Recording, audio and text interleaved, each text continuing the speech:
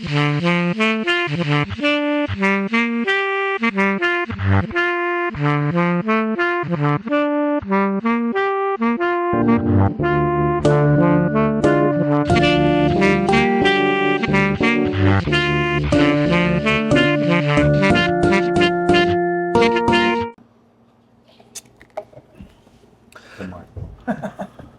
I'm gonna catch up. All right, to start off, introduce yourself to the camera. Hi, I'm the person who made up Colfax ice cream. My name is DLZMKSBTS. Yeah. I'm DLZMKSBTS. Y'all know me as Dillzy, your lady's favorite producer, your best friend's favorite beat maker. Yeah, y'all, a lot of them know me as Dills. I'm Dills. What's going on? We got the homie Dills on the Creative Questions podcast. Yes, sir. And so the idea behind this is to get with creative people and get to understand the journey start to finish. So essentially, where are you from? I'm from planet Earth, allegedly. Yeah. My mom found me in a field. I'm from the East Coast, man. I was born in New York.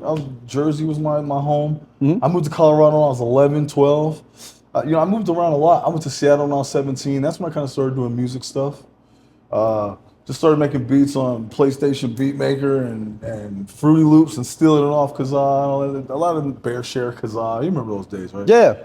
Peer-to-peer sharing. But yeah, we stole a lot of that and just started making beats. Right around 16, I moved away to Seattle when I was 17. Let's go back to when you were on the East Coast. Yeah.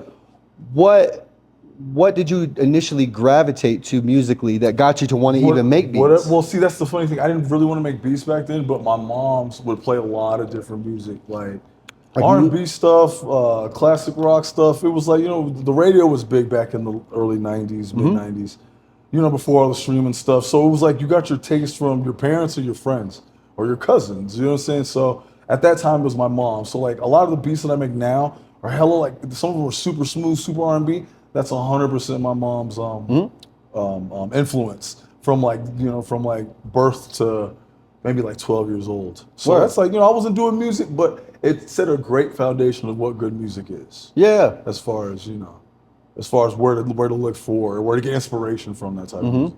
So yeah, but as soon as I moved to Colorado when I was like 12, I mean, it was a lot more like, and on the East Coast, there's a lot of different people. Here, it's a lot of white kids. That's fine, whatever. They put me on to like mad music. Like I was listening to like Rage Against the Machine, Metallica, even on some racist shit like Pantera and stuff. I got exposed to a lot of different stuff. Skateboarding also helped that too, because I started skateboarding around that time. So you know how that is, man. The Tony Hawk Pro Skater soundtrack. Yeah. That Tony Hawk Pro Skater soundtrack was the one. That is a core memory in life. Yeah. That is a core memory, because if you talk to anybody around our age, I say probably like, I don't know, 45 to 35, we'll know exactly what you're talking about. And where you were when you discovered that. Oh, dude, we were listening to Quasimodo, you know what I'm saying? Madlib's a big homie. We were listening to him. We were listening to Presidents of the United States. Like anything that was really on there. 411 videos or like, a lot of I think Murs was on there. Murs was on there. I got, man, a lot of MCs, like especially underground hip hop. A lot of cats who are now my peers, I was listening to on Tony Hawk Pro Skater and on those various skate videos. So me and my little brother would just wake up in the morning, pop in a skate video, whatever music was on there. They tell you the music at the end of it too. So we were like, oh, that's who that is. This is pre-internet. So we had to go to the store and look for it, or have to buy the whole album for that one. And that also was the foundation of, helping me build a atmosphere or a scene of music. Like, I'm like, okay, let me go find some drum breaks from that pulled me back to when me and my brother were listening to, a whole Korn album or something, So it's like, it's beautiful. So like every time I move was a different type of foundation. So that's what, okay, we go from the East Coast, we go here. I go to Seattle when I'm a teenager, like a senior in high school. So I was away from a lot of my friends I was making music with, and I had to kind of do it myself. So that's when I really started making beats. You know what I'm saying? Like 17 years old. I had Fruity Loops. I had this thing called Cool Edit Pro, which is now Cool Edit Pro. I remember that. All it was the thing. It was green, and all you had was the wave. Yeah, man. You said it was free. Now it's Adobe Edition or something like that. I think they made into that. But where I would just slice the little parts on Cool Edit, save those little waves, and put them into the Fruity Loops. Yeah. But back then, computers only had like 128 gigs. So like I was wiping my parents' family computer out. Instantly. That shit was full, boy. Full of just little chops. And you know, after hearing Ninth Wonder, who's a big influence, and then Dilla, it's a Dilla day, Dilla week right now. I was like, okay, I can piece these things together. So like right when I moved to Seattle, I was kind of isolated from my friends who made music. I kind of had to force myself to do it. Then I went to college and I did it so much. I was like, I'm gonna stop going to college. I'm just gonna make music for the rest Yeah. of the time. So that's when it was. Yeah. Serious Where time. did you go to college just to get the atmosphere? Oh yeah, man, I went to UW in Seattle. Uh-huh. I went to Bellevue Community College in Seattle, and then I moved back here around that time to Metro, and that's when it really kind of took off because I met a lot of cats who were into the music I was into. There was also a lot of like outlets, so there was like a little hip hop congress there. You could play during like the lunch breaks when everybody was walking by. So I bought an MPC and I went ham, bro. So starts with my mom, then like my friends, and then it was. Did you get right exposed now. to some of the Seattle hip hop scene while you were Oh out yeah, there? man! Like what was it? Blue Scholars are from out there. Jake One's from out there, incredible producer. Vitamin D. There's a lot of cats. Yeah. I met a lot of those cats back when I moved back. Jeff to Denver. and Henri from Grayskull. Grace. I didn't know they're from Seattle. I didn't know that. They're from New Mexico, Yeah. and I think Jeff's from Seattle, but Dude, Seattle has a hip hop. that's where they expanded and kind Seattle of has a hip grew. hop scene. Because I went to a bunch of hip hop conventions out there, like tons of those when I was out Yeah. there. So.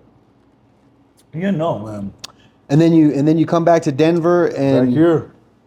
Then after that, I go to college and I meet a bunch of people, which is like really a foundation of like what I consider a good the good parts of the hip hop scene in Denver. Because people are like, oh, what hip hop scene? Or they they make it too precious. What it really was, I started kind of I realized that if I wanted to do this, I had to meet people who did it as well and people who were good at it. Because before you can really be good at it, you got to find people who you kind of like look up to, or somebody's doing something you want to do. I still do that to this day. So I'm looking at you, I'm like, yo, dude, look at you killing it. How did you do it? Yeah. Not necessarily the way, not because I want to copy. It's just I love the process of how people get shit done. well, I think at the beginning stages, mimicking is kind of important, right? Yeah, Like that's you have to imitate. you look at whoever's where you want to be, Yep. and then you look whoever's 2 steps ahead of you. Oh yeah, of course. Yeah, the beginning is imitation. Like when you start, like I try to sound like Ninth Wonder or Dilla. I tried to, but then like once you start kind of understanding like the tools of what they used or like what their mind frame was, because I'm a big research person. Yeah. So like I'm okay, cool. Now this is how I can develop my own style off of that. This is how I can platform. Well, and I think like for me when I was still rapping and touring and doing all that, like take the the artists that we kind of mimic to get a foundation or whatever, take that aside, and like I would look at artists that were doing what I wanted to do, right? Selling out, Ogden Theater, Fillmore, those kind of things.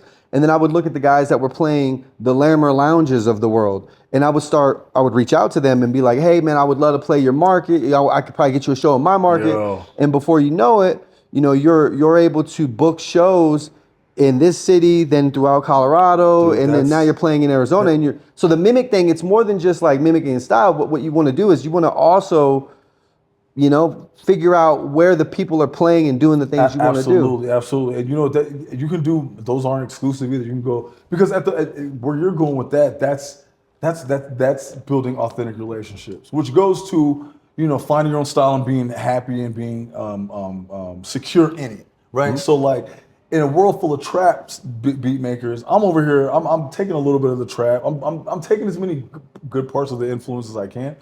But I have my own style, so I can walk up to somebody and be like, "Yo, I really mess with you. Let's do this, let's do that," because I'm set. Not a lot of people are secure in that to where they don't feel secure in their art or they don't feel secure in walking up to people. But you have to be authentic about it. The intention, I always say, is your intention has to be pure off top. The intention is what matters. The idea is you'll have good ones, you'll have bad ones, you'll have failures, you'll have successes. Your intention, my intention when I started doing music was to make stuff that I hadn't heard before, or make people who I look up to proud. Like, that dude's killing it. Yeah. I've luckily, and hard work and manifesting and also working. I got support of my peers like, yeah, that's that shit right there, dude. Yeah, that's dope. What I've appreciated from you over the years is the consistency. Oh man, thank you, like the brother. work ethic and how often you're out there grinding and being consistent is something to be said. I appreciate that, man. Yeah. That's like, even back then I was like, I gotta keep this going. Like I I didn't have I didn't have the style I have now, but I had like, if I keep doing this, there's one way, there's no bad thing out of it. Okay, I keep doing it where I have to get a job and I can still keep doing this. Yeah. I could do this and be in the highest position and feel like my career, like there's places I could have went. The fact that, you know, my homies, especially you, man, that means a lot to me. The consistency's there, which means I've been doing it for years. And sometimes while you're doing it, you don't understand that. You're doing it to be like, okay, I'm getting better. I want to succeed. I want to be financially good. But while you're doing it, you're kind of just doing it. You're not sitting back and be like, damn, I'm consistent as hell. I'm out here killing it. You got, you know what I'm saying? Like, you got to kind of be like, and even if you are like, yeah, you match up, you catch up to yourself, you smell yourself, as my dad says, you still got to kind of have that hunger. And the fact that, like, okay, yo, homie, you're being consistent, that means I have to stay more consistent now. And I love hearing it because it's checking me. I'm like, okay, consistency. Yeah. I'm in there. What am I doing to myself? Well, more consistency. But, you know, like, bouncing off your point about, you know, reaching out to cats, that's the thing I'm doing now. Like, that's like, at first I wanted to, you know, be the producer. Like, oh, let's be the Kanye. Don't want to be Kanye no more. Yeah. You know, I want to do this. But then I started forming my own goals. And then once my own goals came, I started remembering my intention. My intention was to F people's head up or their ears. Oh, I've never heard this. What the This hell is crazy, yeah. This is whack. This is dope. This changed my life. I'm going to keep it real with you, bro. So me and Decca did that Bow record, right? And Decca has a whole set of fans that are just like, they're like Doom fans. They're like, oh, I became a fan of this fool like that. Yeah. But his fans were reaching out to me and being like, yo, I really love the record. I love your beats on there. And my producer, artist ass, is like, oh yeah, okay, whatever. You like those beats, really? Okay, cool. But it hit people in a certain way that I never had my music hit before. And this has only been happening since August, right?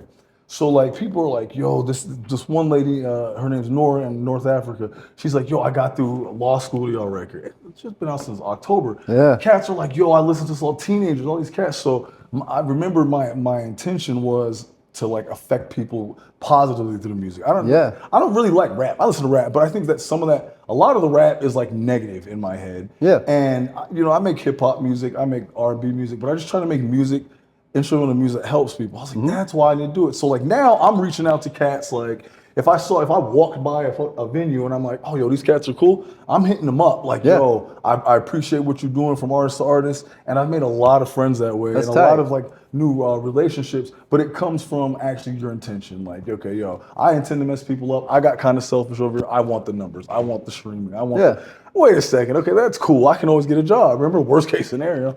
But to affect people, that's the jam right there. So the music when I was a kid with my mom, that music affected me. The music I heard of my friends, that affected me. When I went to college and found out people who like the same music, that affected me. Like the whole point of being creative to me is just effing with people's heads. You know what I'm saying? Just flipping their wigs.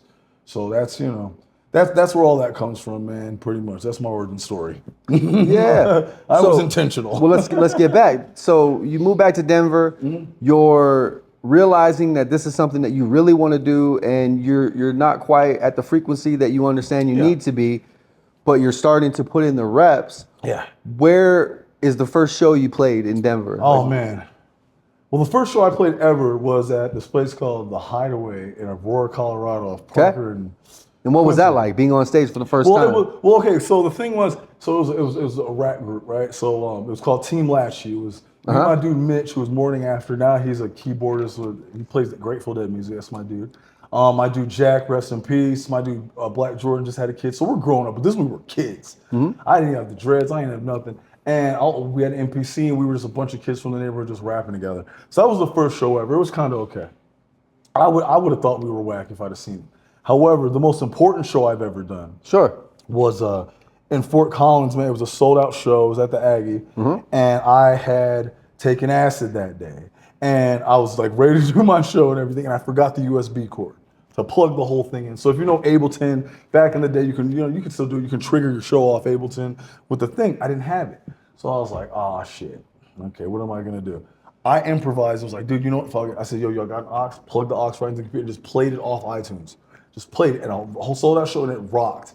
Killed it. The moral of the story is don't forget your chords. But where I'm going with that is that taught me how to be like. Also be able to be ready to improvise, because you never know what the life's gonna throw at you. Dude, and you know what? And improvising turns to bringing extra chords. Like, I don't know, because the other day I just did my first beat set 2 days ago, and I forgot the little dongle thing. I'm like, and I'm sitting here, I'm literally like, oh man, this is the thing all over again. But the moral of the story is, it was important because I had to flip it right there. Now I've had shows where my computer crashed on stage. I've had the worst of the worst happen during sets. But it's it's not about me and being like, oh, what's gonna happen? I would go up there and beatbox if I had You'll to. make it work, yeah. Make it work because creativity, you gotta learn to adapt. Creative people, times are hard, but like creative people, we can kind of like make them not so hard through just thinking of other ways of doing things because we've done it our entire lives. The whole premise is expressing yourself in that moment with whatever you have. Exactly, and yeah, it starts with you. It absolutely starts with you, but then it's like, okay, it's got to come out. It's got to be infectious. It's got to be worth it. It's got to make people kind of either forget about what they're doing, empathize with what they're doing, relate to what they're doing. It's got to do something for the people. Like that's the joint. So while I'm sitting there, that was the most important show. My first sold out show. I was like, but you know what? I was hitting the P and the Q and I was triggering joints and killed it. And after that point, I was like, yo, that's the best show I've ever done under the worst circumstances. So every show after that, I'm not gonna say it wasn't important, but important to me is like, what did I learn from that at the time? I've done way better shows. I've done, I've done shows not on that. I've done sold out joints. I've done, 2 people. And I was telling my girl this because, she's done everything from open mics to sold out rooms. So I'm like, yo, if you're just playing for the bartender, it's the same as playing for a huge. Yeah. Because your intention is there. Your intention is to make people feel some way in a positive way, and that's the basis of this shit. You know what I mean? So, yeah, man, that was my most important show ever. My best show ever though was me and Deck and I, did the Bow release party. Finally, we did that December 12th. Not only did I get paid the most of that shit, thank God. Thanks, Willie Nelson. Yeah. Which is funny, Willie Nelson right there. He literally gave us I got $1,500 for that show. Wow. Thanks, Willie. But that show was dope because I got to actually see the fans that I met online. And I got to rock a couple of beat sets. I was, you know how I do, I'd be talking to people. But it was really dope to connect with all these cats I've been talking to, telling me how important this record was, and actually getting to play for them and dap them up and sign their record. It was that was as far as ego goes, that was the shit that fed my ego. I was like, yeah, I told you I was gonna do this shit. But again, my intention was to do that exact thing that I wanted to happen. I wanted to connect with people. I wanted them to tell me how dope it was. And then on top of that, inspire these cats. That's the bottom line. Yo, I'm inspired to do this now. You can do it, bro. And the whole point of that too is me expediting that. That's why reaching out and kind of mentoring some cats. That's the next step of the whole Dills Makes Beats. Dills teaches the youth. The whole journey. Yeah. Man. That's important. Now you're at a point where you've done your reps. You're starting to get up and you're affecting the next generation.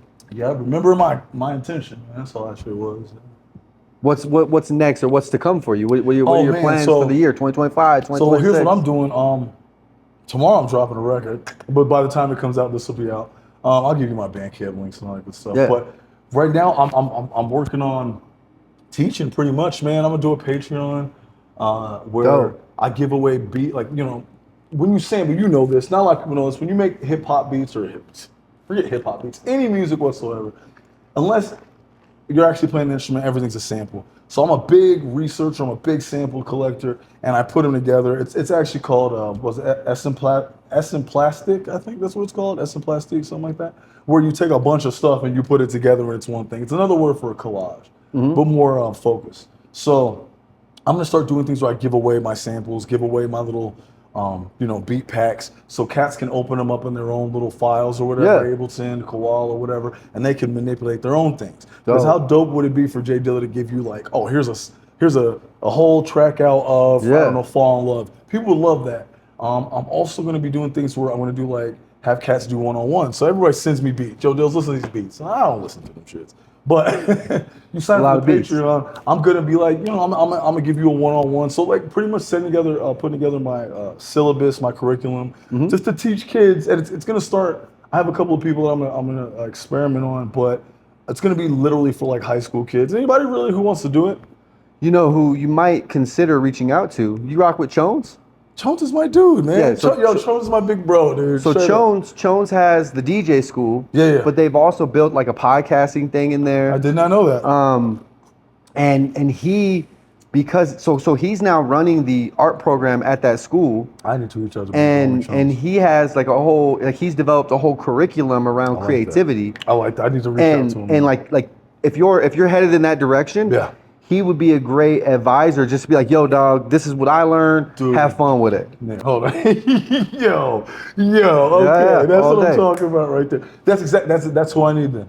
Yeah, Chones is my big bro. That's my big bro. And that's what So, hell yeah, that's what this is about too, right? Putting brains Yeah. together and figuring Yeah, out man, like what's the next. all the stuff that I learned coming up doing music to get to this little part, this little island right here was a lot of trial and error, a lot of throwing darts in the dark. You know what I'm saying? And I kind of want to help people expedite that. So I want to help people get to like their best creative self without having to do all the extra bullshit. That's dope. I love it. And also having them find their intention and find an achievable goal. Not everybody, like I don't want to get signed with a major label. I don't want to do any of that. I learned this year that independence is the best way to go. I want to teach people how you can, if you want to go to the major labels, if you want to do all that, that's fine, you can do it. But make sure, you know what I'm saying, it's not only just the music, it's the publishing part, it's the legal part. Like I've been fortunate to have all that. You know, my publishing's right. I got entertainment lawyers I can consult with, but not everybody has that. And with that whole curriculum thing too, it's like you have access to that. If you want to ask somebody a question, my word's good enough for, you know, in those spaces for you to come and ask somebody a question real quick that you don't have. Because a lot of these cats don't really know how to make money off music or even where to start to make music. So let's just start from the basics. Start with the intention. Yes. Let's start banging on some pads, making some whack beats. And then on top of that, whack, whatever, like, you know, I want to help people like achieve a goal that they can attain. You know, it's like, oh, I want to be a millionaire. Okay, well, you have -$2. That's a goal you can do, but let's start being a hundredaire first. You know what I'm saying? Let's put something out real quick that you can, you know. So I kind of want to help people, you know, expedite that whole, you know, you're going to learn, but I just want to help them like kind of skip a couple of steps. Well, it's important, right? We work through it so that we can now give the information to the people around us. Definitely, man. That's the whole point. Forget gatekeeping, man. I mean, especially the way the world is, you might as well just follow, like try to follow your dream. Try, see if it works. If it doesn't work, well, it'll work no matter what. You just got to keep trying. Except boom, or figure out what work is. on the path, your journey or dream or intention might change, Yeah. and you might head a different direction, but Exactly. you will reach an outcome that you were looking for. Absolutely. However that gets there. Absolutely.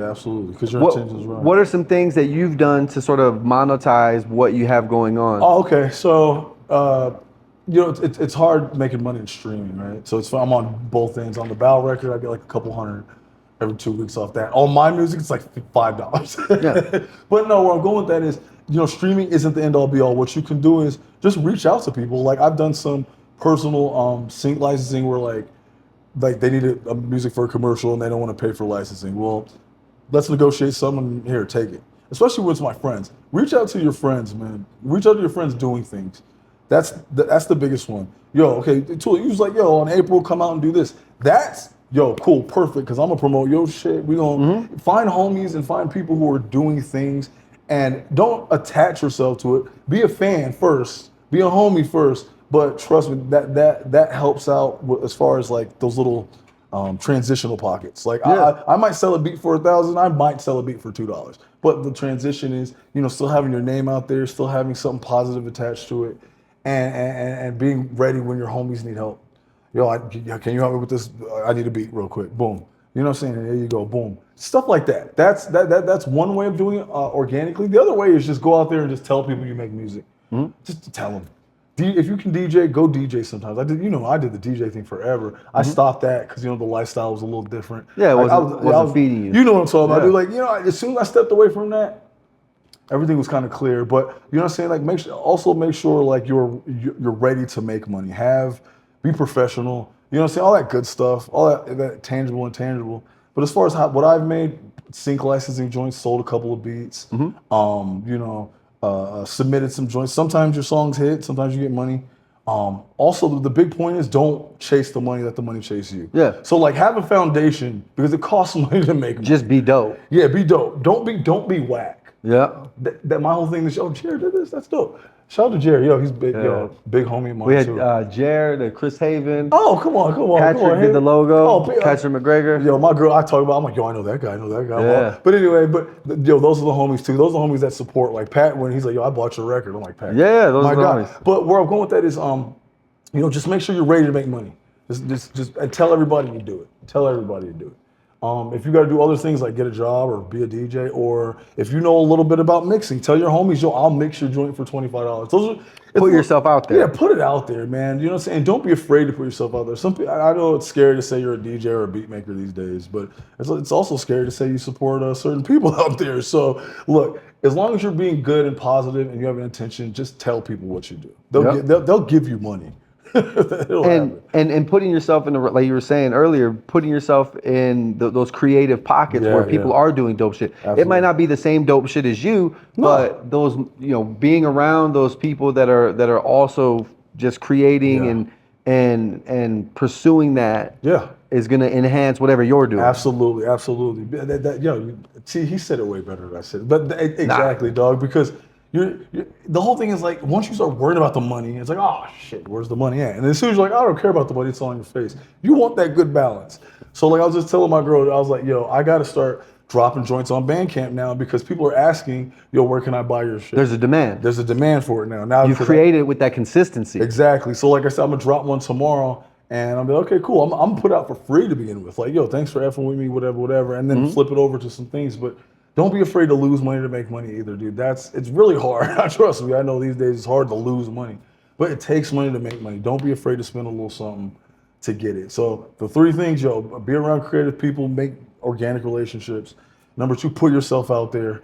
And then number 3, just don't be afraid that it takes a little money to make money. What's that? Scared money don't make money? Yeah, dude. Shoot, yo. See, scary, yo. You can be scared. Just don't let it. Just don't let that money be scared. Don't be fearful. I know it's scarce, but like you can do little things. Like stickers are $10 now. Yeah. Go buy yourself a set of stickers. That's putting yourself. You just covered 2. You're putting yourself out there.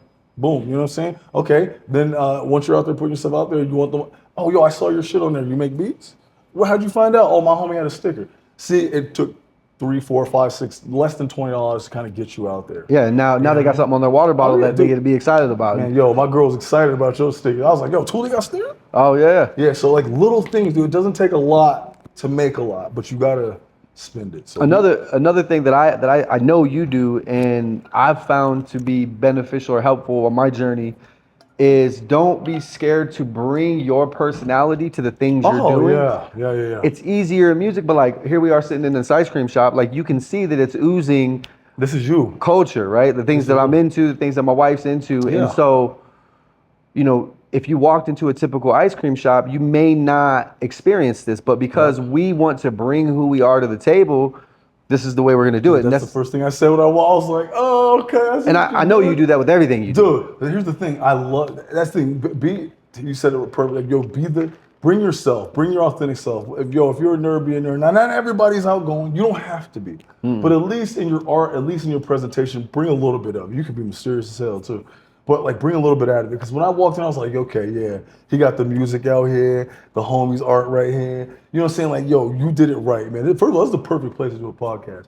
Second of all, it's when I come out, when you see me, like if I'm on Instagram Live, I talk to people, I'm goofy, I'm loud, I don't care. But I also like, you know, try to make not even try, I just make an authentic connection with people. And once you can do that, that's putting yourself out there right there. Because they're like, yo, this dude's cool, let's go see what he's doing over here. What's your thoughts on what Timberland's been doing with the live streams and? Well, I'll tell you what. And I asked this question because there's that new AI with the beat making stuff. Oh yeah, okay. And he just signed on to some of that. And I'm just curious. So here's the thing. So live stream, a lot of producers don't live stream like DiBiase does, Timberland does. So I think that's cool because I live stream a lot. I'm gonna start getting on Twitch. That's another thing I'm gonna do this year. Yeah. But when I live stream on Instagram, it's literally giving people the inside on what you're doing. Yeah. So when Timberland didn't do it, I think that's gangster. Now with the AI cosign joint, I love AI, but it's a tool. It's not, you use the tool. You're not, like when somebody calls you a tool, that's a bad thing. You know what I'm saying? Not tool. But when you're a tool, it's like, yo, you become the instrument that you're supposed to use. So people are like, oh, you got to use an NPC. Why? Right? You got to do this like, okay, no, are you becoming the tool or are you using the tool? So AI, to me, I've used AI on some beats. Yeah. But I've done things where I've like literally like separated stems. Like AI does a lot more than just make a beat. You know what I'm saying? You can use it in different ways. Yeah, you can mix and separate the stems. You can do a lot of stuff with it, man. It's a lot of stuff. Now creating using calling it yours, I don't like that. But with the Timberlands, at least he's showing them kind of like how it works. Like Kanye, as much as I don't want to talk about that dude, he kind of did a similar thing the other day where he's like, "This is how I use AI on my joint." Yeah. Now it's kind of like Serato for the DJs back in the day. Some of the DJs didn't like that, but people like me, I got tired of carrying my crates. Yeah. So yeah, let's put them on there. It's all about how you use it. So like, I love that producers are giving an inside take on how they make beats because we didn't have this years ago. And on top of that too, they're showing how they use certain tools that some people may have questions about, some people may be apprehensive. Like Lupe's doing it right now. Lupe's using AI to create raps. I think that's dope the way he uses it. I was listening to an interview with this guy. He was being interviewed, or he was presenting this thing for a bunch of like executives in the entertainment industry. Yeah. And he used this metaphor, which I think is very useful for explaining AI. He talked about how some jobs are going to go away and some things are going to change. When the Model T was first presented, right? The 80% of the business was how to upkeep your horse and carriage. Yeah. Well, suddenly you didn't need that business anymore, right? There wasn't as many horse and carriage businesses. Yeah. And so the business fluctuated a little bit. It got weird. But then now that people could move in vehicles, it ramped up and there was all these other opportunities, right? Yeah. So it's the same thing with AI. Sure, it's going to change and get a little weird for a minute, right? Oh, yeah. But as soon as the AI thing is figured out, it's just going to expand opportunity. Well, yeah, people are always gonna be fearful of stuff they don't know. Like I said, I do a lot of research, so I'm just not gonna let somebody have an opinion about something and be like, "Oh yeah, I'm gonna agree with you." I'm like, where did that come from? So with the AI thing, I do a lot of research for. I see what can happen, what can't happen. But then again, I use AI myself for like marketing tools or like me too. I ask it questions or I figure out like I don't use it necessarily directly for my music. I use it to get knowledge about stuff that it's gonna take me forever to go find. So like I'm not scared of it at all because as far as I'm concerned, this is helping. It's helping. Some people don't know, so they're scared, and the other people who don't know tell the people to be scared. So it's like a lot of that stuff is just people just talking. Nobody's really doing the research. As long as you do the research on what you don't know and how you can use it, you can make a decision. I don't want to use it, or hell yeah, I'm gonna use it, or I'm gonna use it sometimes. It's going to be a thing that everybody uses. It's in one way or another. It just depends on how they. If the internet was a 1 to 10 change, I would say AI is like a 1 to 1,000. Well, I'll be real, man. That dead internet stuff, man. The internet is full of bots, man. Like a third of the internet is not real. Sure, but I feel about that. So I'm like, with AI, the amount we use the internet, right? The way that it's in our lives, it's the same way that's going to be in our lives. Well, first of all, they already got AI in our joints, bro. First of all, they try to force it on you. It's like, I don't want it. And then you watch commercials. These people are AI. Oh yeah, their mouths don't move the same. And I'm like, me and my girl watch TV, and I'm like, I can tell that's AI, but think about some people who can't, and that's who people kind of need to educate on a little bit because those are the ones saying, "Oh, it's gonna be Terminator 2." Did you see those interviews with Will.i.am talking about licensing of your vocals and licensing of your face? Yeah. I mean, if you're not signed to a record label, yeah. I mean, I think everybody should have some sort of copyright on whatever that is a big thing now. So like, I think people. But it's copyright in you. It's you, but it's also your data because if they take every time you've done an interview, they're taking your voice. AI is learning about that. That's the thing that people are kind of crazy on AI about. Is where is it learning from? Is it learning from copyright things? Are you literally stealing from us to make it smarter, or is it just learning? Like people are great. Probably all of it. It's crazy though, but then like I said, Drake was using freaking Tupac voices and Snoop voices, and I'm like, is that not wrong? You know what I'm saying? Yeah. Now that's the reason I don't like AI. That's it right there. But I'll tell you, what's that one reader? It's not narrator. It's an app where you can people's voices. Snoop's voice. Say something. Snoop's voice. Snoop licensed his voice to that company, yeah. But it's like the AI you're not licensing to. That's the creepy part. But I mean, at the same time too, I mean, I kind of want to see where it goes. It's not going to destroy. It's not going to Terminator 2 my shit though. I feel like it's already here, so it's going to happen no matter what. It's just not as smart as they want to say. That DeepSeek stuff came out and they was like, look, y'all ain't doing nothing.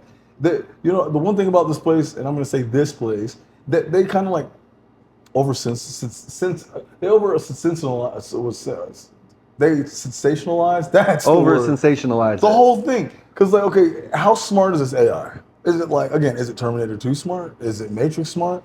Or is it just like, Or is it just really good at asking questions? because there's generative AI, there's so much freaking AI. So I'm Yeah. like, you're not gonna scare me. I'm gonna try all this shit. So again, with the whole television, like I'm happy that they're showing it, and I would love to show how to use it, but the way I use it is boring.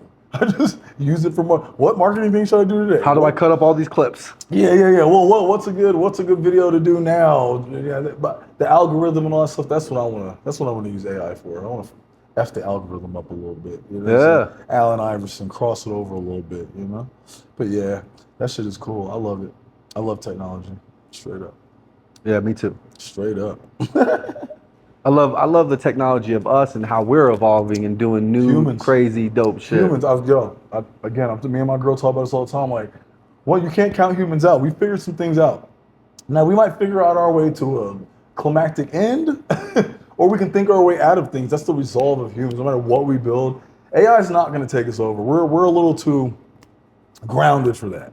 Yeah. Like, I don't think technology is going to take over nature. Or we're a really advanced version of AI. Nigga, or something, bro. Like, people be like, I'm like, this ain't no simulation. However, like our little human brains can't fathom what we probably are. Like, if we knew what we were, we'd be like, pfft.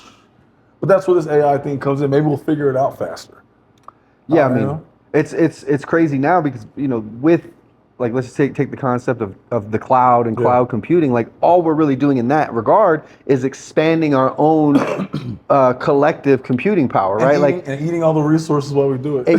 It used to be we couldn't we only had the information we had, whether through a book or through experience or training or whatever. Yeah. Now, because of this larger cloud brain, we can access the information that can take us to wherever we're trying to go instantaneously, which just means that the human experience has more access and has a potential to pull things off that it didn't before. Oh yeah, but see, here's my thing about clouds, man. Clouds are unstable, bro. Oh, absolutely. So in real life, like, them shits will move and rain and leave. So my thing is, like, I get that, but also we're also eating up tons of resources. Sure. We're taking all this water, we're taking all this electricity, and that's the thing where I'm like, do we need all this to do that right now? Because isn't there, like, okay, you're looking at space, but we don't know shit about the ocean. So why do we want to build? Why are something? we focused on something? Yeah. Well, You know what I mean? Like, AI is cool, but can we figure let's talk resource.